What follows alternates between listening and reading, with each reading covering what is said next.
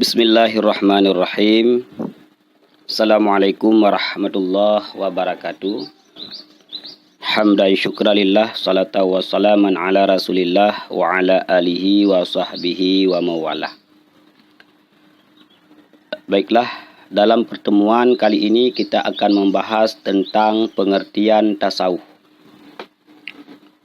Jadi, pengertian tasawuf tersebut ada dua pengertian, yaitu secara logawiyah ataupun etimologi dan secara istilah ataupun terminologi. Nah, tasawuf secara etimologi ataupun secara logawiyah ataupun secara bahasa adalah masdar daripada kata tasawwafa, yang ditasrif menjadi tasawwafa, yatasawwafu tasawwufan, di atas wazan tafa'ala, yatafa'alu tafa'ulan. Tasawwafa tersebut adalah sulasi mazid fih, yang dilebihkan ta pada awal fi'il, kemudian syiddah ataupun huruf yang sama pada in fi'il. Tasawwafa ataupun tasawuf secara bahasa mengandung makna adalah mempunyai banyak bulu. Jadi secara bahasa, secara etimologi, orang yang bertasawuf tersebut adalah orang yang suka memakai sesuatu yang berbulu. Kaitannya, makna tasawuf secara logawiyah dengan sufi, yaitu orang-orang yang bertasawuf, adalah kaum sufi pada ketika itu ataupun pada dasarnya suka memakai pakaian yang berbulu. Nah, ini dia. Ini adalah makna tasawuf secara logawiyah ataupun secara etimologi. Kemudian, makna tasawuf secara istilah ataupun terminologi, di sini ada beberapa pendapat tentang makna tasawuf. Imam Junaid al-Baghdadi di dalam kitab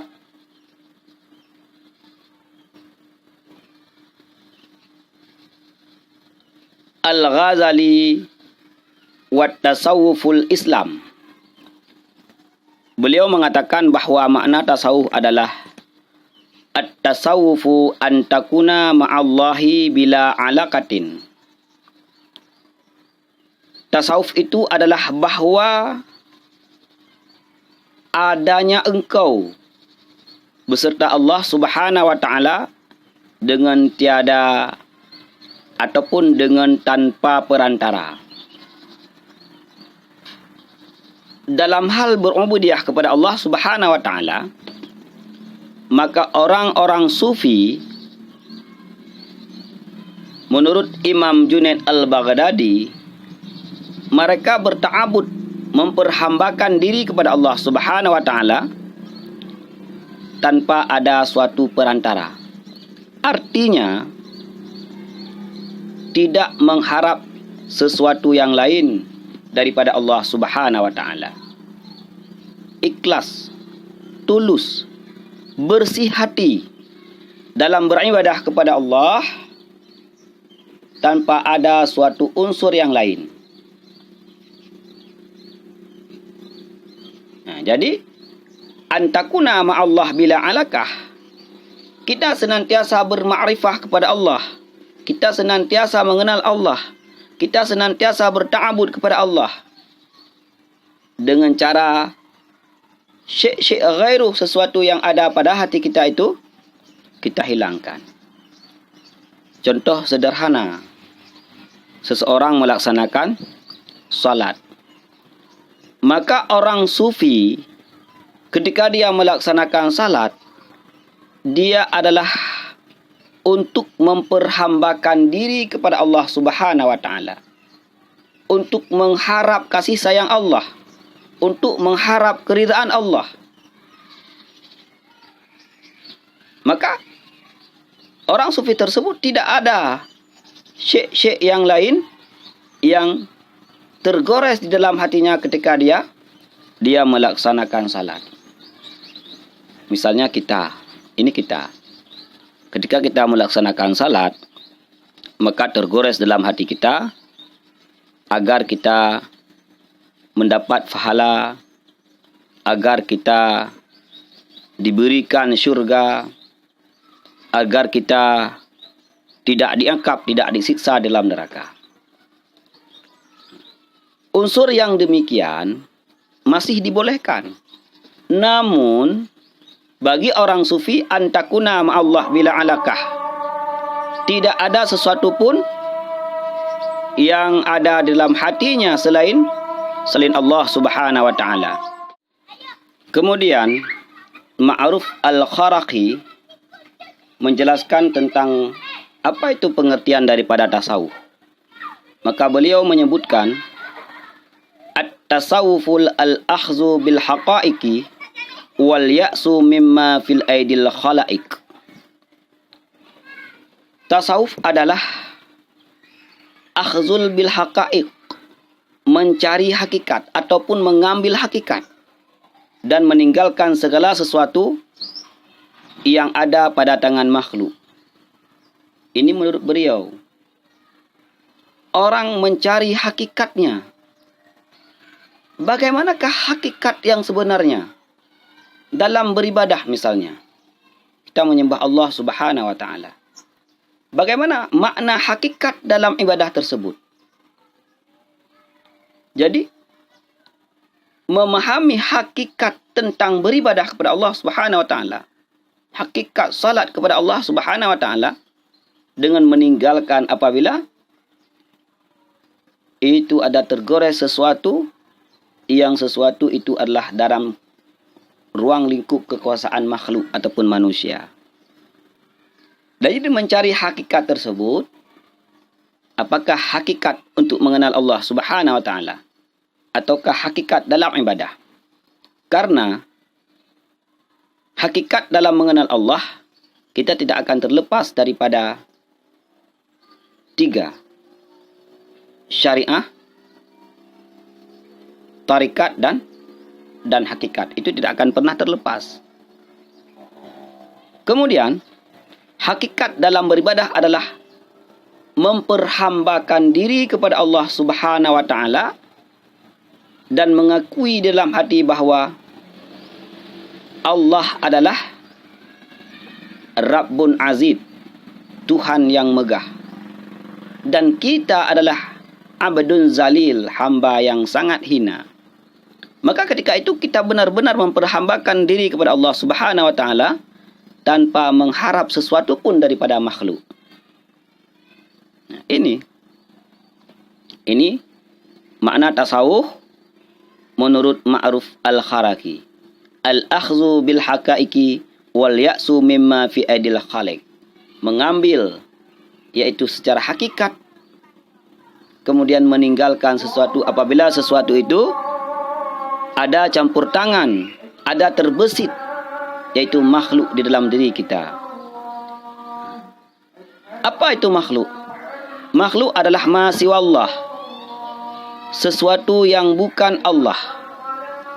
Kalau kita mengerjakan sesuatu yang terbesit di dalam hati kita bukan karena Allah Subhanahu wa taala, maka di situ telah ada unsur makhluknya. Kemudian Dhunnun Al-Misri di dalam kitab Awariful Ma'arif Hamishi Al-Ihya, beliau mengatakan tentang makna adapun definisi daripada tasawuf. As-sufi man la yattabi'uhu talabun wala yad'ajuhu salabun. Jadi sufi menurut beliau adalah orang-orang yang tidak payah karena mencari dan tidak susah karena musnahnya milik. Ini orang yang ketika mencari sesuatu tidak diperbudakkan oleh sesuatu. Orang yang ketika mencari masih menggunakan batasan sesuatu yang diridai oleh Allah. Batasannya adalah halal. Ketika itu haram, subhat, makruh, dia tinggalkan. Jadi menuntut sesuatu adalah sekedar saja. Kemudian apabila Allah mengambil sesuatu daripadanya, apakah mengambil hartanya, apakah mengambil anaknya, apakah mengambil keluarganya, ketika didempa suatu musibah Allah mengambilnya, maka ketika itu dia tidak merasa gundah, putus asa dan sebagainya. Intinya apa? Dia senantiasa mengatakan yang bahwa segala sesuatu itu adalah milik Allah. Dan apapun yang diberikan oleh Allah kepadanya, dia terima, tawadhu', qanaah, merasa cukup. Kemudian apabila Allah mencobanya, dia akan sabar. Ini as-sufi man la yatabi'hu talabun wa la yal'ajuhu salab. Kemudian menurut Sahal at-Tasuri, sufi adalah as-sufi man safa minal kadri wa imtila minal fakri wa qata'a ila Allah dunal bashari wastawa indahul mal wal madr. Sufi adalah orang yang bersih daripada kotoran. Man safa minal kadri. Man safa minal kadri, orang yang bersih daripada kotoran. Manusia terdiri daripada dua unsur. Unsur zahir dan unsur batin. Ketika kita tidak mampu membersihkan daripada dua unsur tersebut, yaitu unsur zahir dan unsur batin, maka ketika itu kita belum menjadi sufi. Maka Sahal at-Tasuri mengatakan bahwa sufi adalah orang yang bersih dirinya daripada kotoran-kotoran, anggotanya tidak pernah bermaksiat kepada Allah. Boleh tak apa dengan lumbi mata kuliah yang apa? Dengan lu ngajar kampus baca. Kemudian hatinya, batinnya dia bersih. Ini orang sufi. Pemikirannya penuh untuk mencapai Allah Subhanahu wa taala. Dia memusatkan pikirannya hanya kepada Allah Subhanahu wa taala semata-mata, tanpa ada manusia, sehingga tidak ada sedikit pun rasa hubbud dunia dalam dirinya. Sama ada apa yang ada pada dirinya, hartanya itu sama seperti dia melihat tanah liat. Maka ketika Allah Subhanahu wa taala mengambil kembali hartanya, tidak akan rasa gundah dalam hati orang sufi. Inilah sufi sebagaimana yang dikatakan oleh Sahal at-Tasuri. Man safa minal qadri wamtila minal fikri wa qata'a ila Allah dunal bashari wastawa indahul mal wal mad. Jadi orang yang telah bersih hatinya, orang yang telah bersih anggotanya, orang yang senantiasa menjauhi segala sifat yang dibenci oleh Allah. Sifatu say'ah, sifat-sifat buruk yang ada pada dirinya dia hilangkan, dia tundukkan. Perilaku maksiat kepada Allah dia tinggalkan. Ini sebagaimana yang diucapkan oleh Sahal at-Tasuri. Kemudian Ibnu Khaldun mengatakan bahwa tasawuf itu adalah dia semacam dengan ilmu syariat yang timbul kemudian di dalam agama. Jadi menurut ilmu Khaldun, tasawuf adalah ilmu syariat. Artinya dia tidak akan pernah terlepas daripada syariat. Asal daripada ilmu tersebut menurut ilmu Khaldun adalah ketika seseorang tekun beribadah dan memutuskan pertaliannya dengan segala selain Allah. Tekun beribadah. Ingat, pada kata tekun beribadah, maka orang tersebut harus mempunyai ilmu untuk beribadah. Orang yang tidak ada ilmu beribadah, maka tidak akan dikatakan tekun walaupun dia nampak seperti tekun. Tekun makna di sini adalah ketika dia telah memiliki ilmu untuk beribadah kepada Allah Subhanahu wa taala. Maka ketika itu dia beribadah dengan sungguh-sungguh karena Allah Subhanahu wa taala. Apapun yang ada dalam hatinya, dalam pikirannya tentang dunia, tentang segala sesuatu selain Allah, dia putuskan. Dia hanya menghadap kepada Allah Subhanahu wa taala semata-mata. Ta'abud, ibadah yang dia lakukan adalah semata-mata karena Allah Subhanahu wa taala. Kemudian Ibnu Khaldun melanjutkan, orang tersebut akan menolak hiasan-hiasan dunia. Hubbud dunia di dalam hatinya dia putuskan. Hubbud dunia yang ada pada dirinya dia tinggalkan. Membenci segala perkara-perkara yang dapat memperdayanya. Membenci perkara-perkara yang dapat memperdaya manusia. Apakah itu kelezatan daripada harta benda, kemegahan, dan menyendiri menuju jalan Tuhan dalam khalwat dan ibadah. Ini. Tekun beribadah kepada Allah, meninggalkan perkara-perkara duniawi semata untuk mengharap ridha Allah Subhanahu wa taala. Menjauhi daripada kebisingan, menjauhi daripada keramaian. Tujuannya hanya satu, adalah untuk mendekatkan diri kepada Allah agar dia tidak terganggu oleh sesuatu yang dapat melupakan dirinya kepada Allah Subhanahu wa taala. Ini menurut Ibnu Khaldun. Kemudian Dr. Hamka menjelaskan bahawa tasawuf adalah membersihkan jiwa. Tazkiyatun nufus, membersihkan jiwa daripada pengaruh benda, daripada pengaruh alam, supaya dia mudah menuju kepada Tuhannya. Allah adalah yang maha suci. Maka ketika kita masih bertalabus, masih berpakaian dengan kekotoran, kotor apa? Fisik kita kotor daripada perbuatan maksiat kepada Allah Subhanahu wa taala. Ketika mata masih bermaksiat, ketika pikiran masih bermaksiat, ketika tangan masih bermaksiat, ketika kaki masih bermaksiat, maka kita akan senantiasa jauh daripada Tuhan. Ketika hati kotor, seluruh penyakit hati ada pada diri kita, maka kita akan jauh daripada Tuhan. Maka Hamka mengatakan, tazkiyatun nufus, bersihkan hati, bersihkan jiwa daripada pengaruh-pengaruh segala sesuatu yang dapat menghalangi agar kita mudah menuju Tuhan, yaitu Allah Subhanahu wa taala. Di dalam tubuh kita ada 5 tempat. Yang kelima tempat tersebut dihuni oleh sifat baik dan dihuni oleh sifat buruk. Yang pertama, qalbun. Qalbun adalah di bawah dada sebelah kiri. Di situ ada sifat baik dan ada sifat buruk. Kemudian ruh sebelah kanan, di bawah dada sebelah kanan. Sir di atas. Khafi dan akhfa.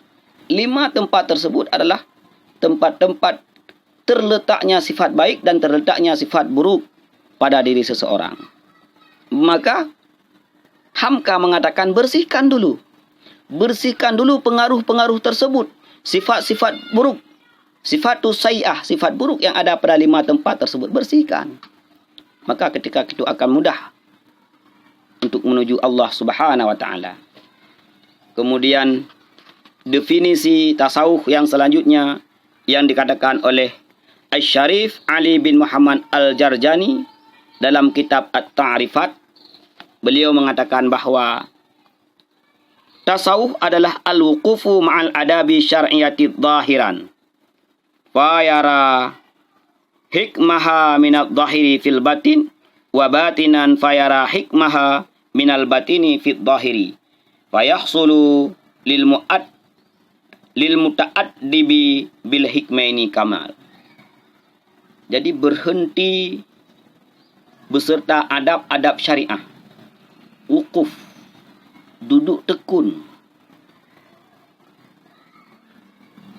dalam beribadah beserta dengan adab-adab syariah.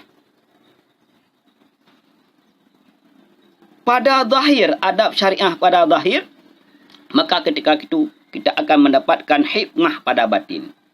Adab syariah pada batin, maka kita akan dapatkan hikmah pada zahir.